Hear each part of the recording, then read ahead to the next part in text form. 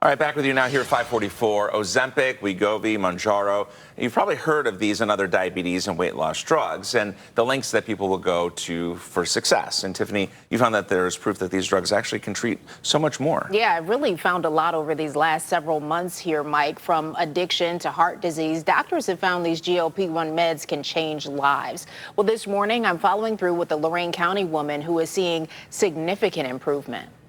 A healthy lifestyle has always been a challenge for Jennifer Warwick.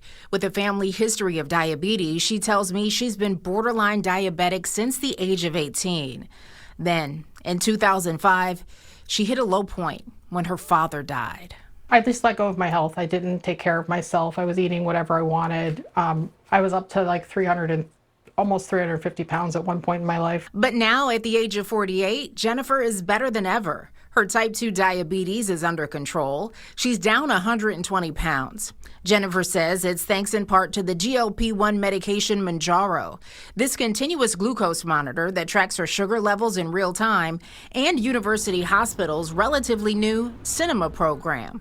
Preventative cardiologist Dr. Claire Sullivan says the program serves patients who are pre-diabetic and diabetic who are at high risk for heart disease. It is a multidisciplinary clinic, so a group of us as cardiologists, as well as a team of dedicated nurses, nutritionists, diabetic educators, and a pharmacist who really look at a patient from big picture perspectives. I first told you about UH Cinema back in February when I introduced you to David Shantz. He too has diabetes and lost significant weight using a GLP-1 medication.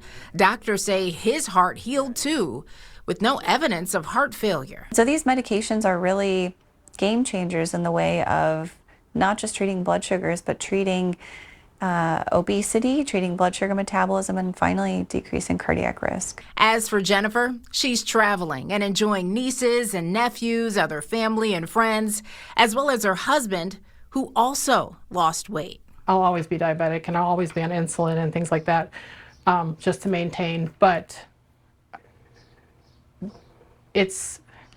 I can't put it into words. I'll start getting emotional. Are you optimistic about your future, your Yes. health? Oh yeah. We see a brighter future now, and we have more plans to do things, like eventually we want to get an RV.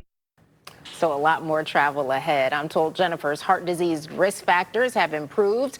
Of course, there are side effects with these GLP-1 drugs, and some patients cannot take them. Now, as for UH Cinema, there are virtual fitness classes, health professionals take trips with patients to the grocery store, and so much more. It's essentially a support group for those with diabetes. I'll post more about this later today on news5cleveland.com. Jennifer works at UH, but it's also important to really talk about her and the effort that she put in. I think that's what's key for so many people. You have to put in the work, right? You do. And actually, she got a little emotional there. For a lot of these people, I mean, it's so great that they get part of their lives back. Yes. They have the ability to do the things that they've always wanted to do. Yes. Yeah, great story. So many health issues, health conditions, but she's doing better. And hope for others. Yeah.